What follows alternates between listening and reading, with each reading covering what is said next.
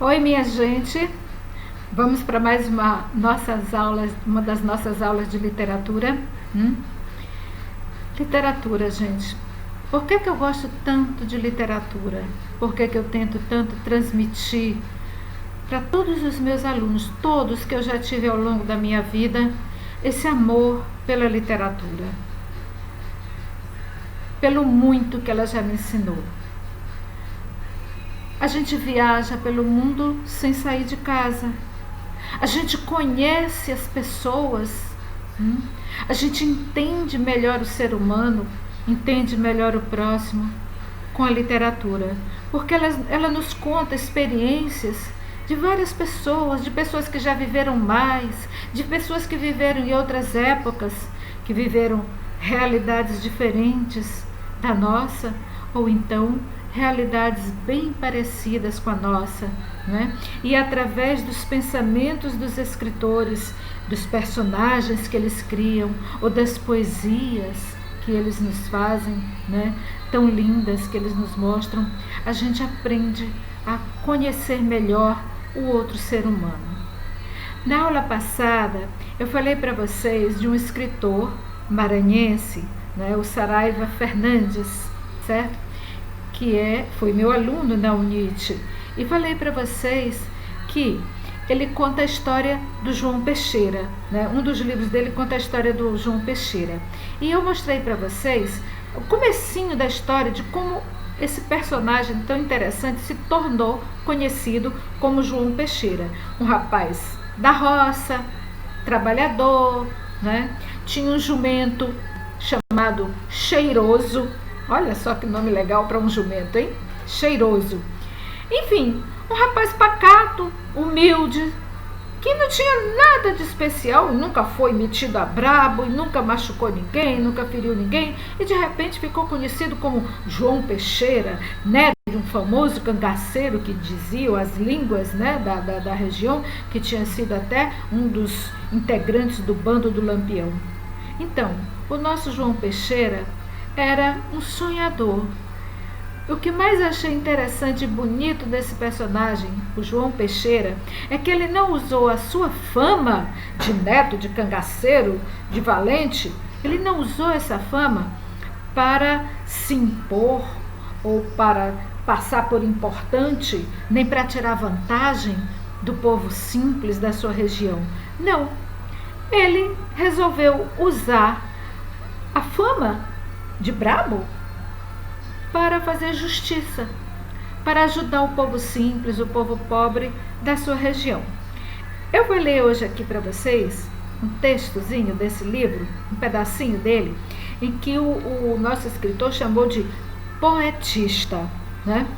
Em que o João Peixeira vai andando pelo mato, tranquilo, feliz da vida, montado no seu jumentinho cheiroso, apreciando a natureza ao seu redor. Eu quero que vocês observem como uma pessoa simples, pobre, morando num meio rural dos mais pobres, né, no Nordeste, no interior do Piauí, né, sabe ser feliz, sabe olhar ao seu redor e ver as coisas em sua beleza, né? Beleza que para as pessoas que passam, às vezes, nem existe. Elas não se dão conta. Quantas vezes nós já passamos por situações, por lugares, e nós não prestamos atenção naquilo que há de bonito nesse lugar, né? A gente fica sempre desejando estar em outro lugar, pensando em outros lugares. No mundo existem tantos lugares maravilhosos e eu estou aqui.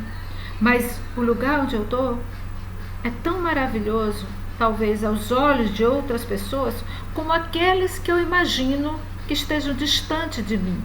Basta saber ver, né? E o nosso João Peixeira tinha uma alma de poeta, gente. Então olha só o que ele diz. Correndo nas profundezas do sonho, voando nos campos da vadiagem, como o gato do mato na época do cio. Vagabundista das estradas, lá vou eu, esquipando em Cheiroso, numa afinidade muito honrosa com meu jumento de estimação. De vez em quando, o Chico Preto cruza nos atalhos num voo veloz e certeiro, soltando seu cantar estridulista, como se fosse corneteiro do cerrado. A surucucu saracoteia no caminho, desenhando colares serpentinosos no areal escaldante do meio-dia. Meu peito se enche de frescura e os lábios da alma da ausência beijam Zuleika numa comovente integração de afetividade. Zuleika era a cabocla dele, né, que morava com ele, a amada dele. Estou convencido de que o destino do homem é traçado pela mão do acaso. Nada mais somos que a consequência desse traço ocasional, definidor de jornadas, estabelecedor de parâmetros, determinador dos atos e ações no dia a dia dos nossos anos. Não fosse eu detentor desse conceito, e estaria plantando mandioca até hoje. Meu acaso chamou-se Cabo Ambrósio, o milico que acreditou no justiçamento de minha peixeira e espalhou no povoado que eu havia peixeirado o cigano Baba, o que foi uma bendita mentira. Esse militar mudou meu destino e, com sua arte de conversar bonito, influenciou até mesmo meu comportamento discursista. Hoje sou homem escolado nas esquinas da vida, exercitando meu lado justicento, usando meu cérebro inteligentista em favor dos fracos e dos oprimidos. Ajumentada em cheiroso, de bem comigo mesmo, galopo na ladeira do Vai com Jeito.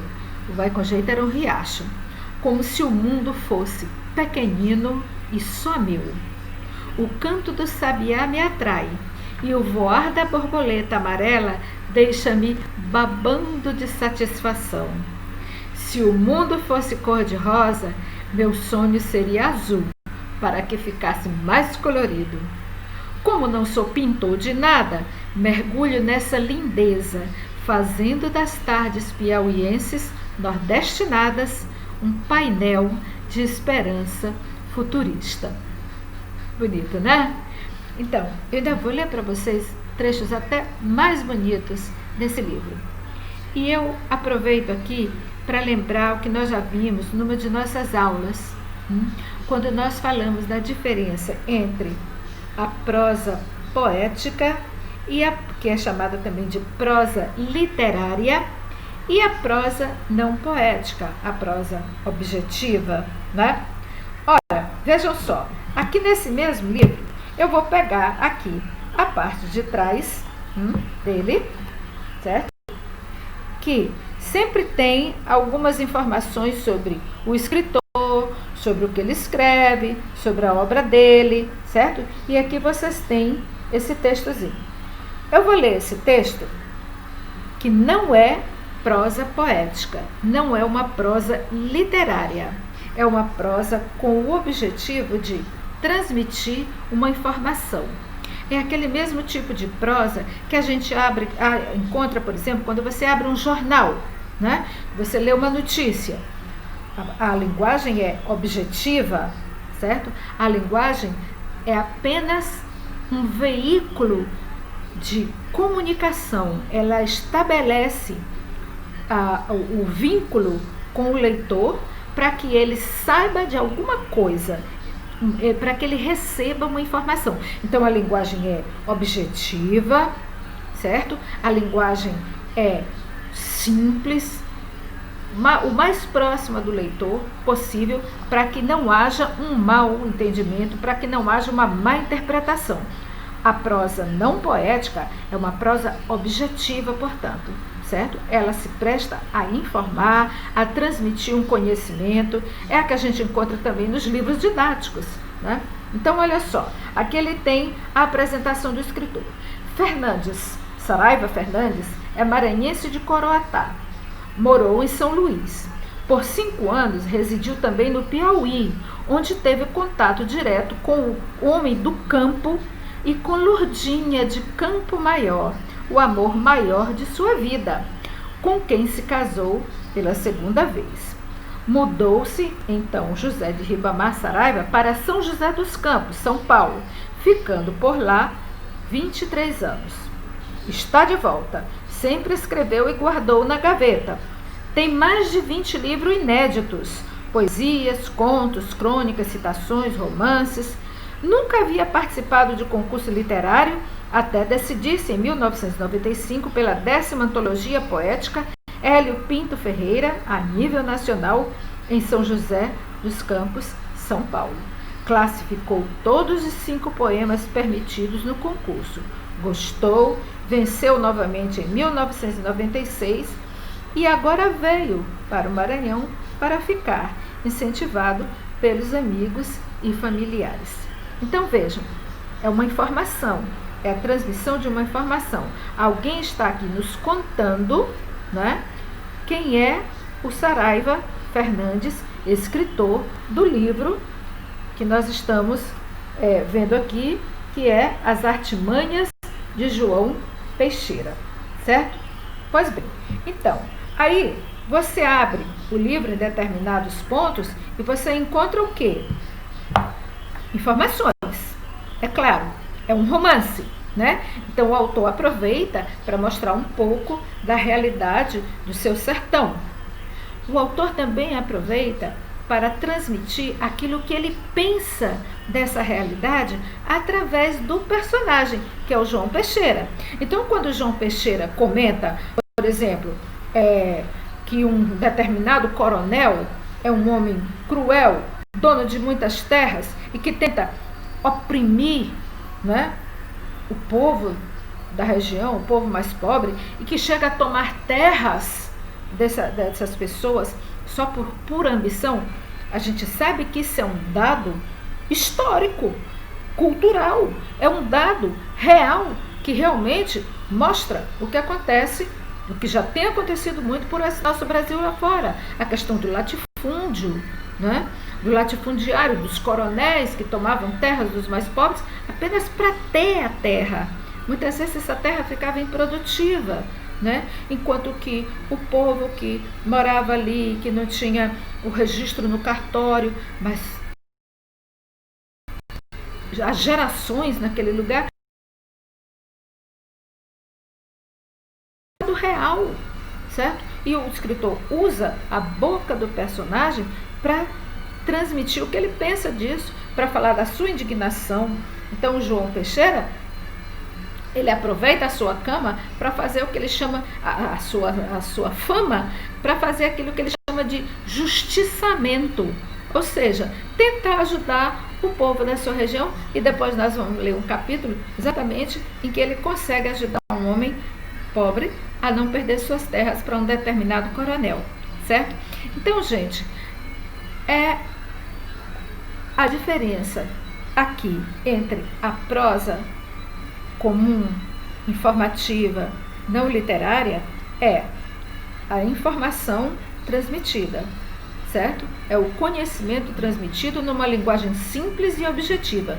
Já quando você lê um pedaço, um trecho como esse que a gente acabou de ver, né?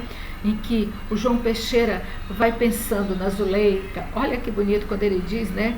Que é o beijo da saudade, que beija Zuleika, não é o beijo real, é o beijo da saudade, da imaginação dele, né? Isso é prosa literária, isso é prosa poética, em que o autor faz a gente sentir emoções, faz a gente sentir impressões.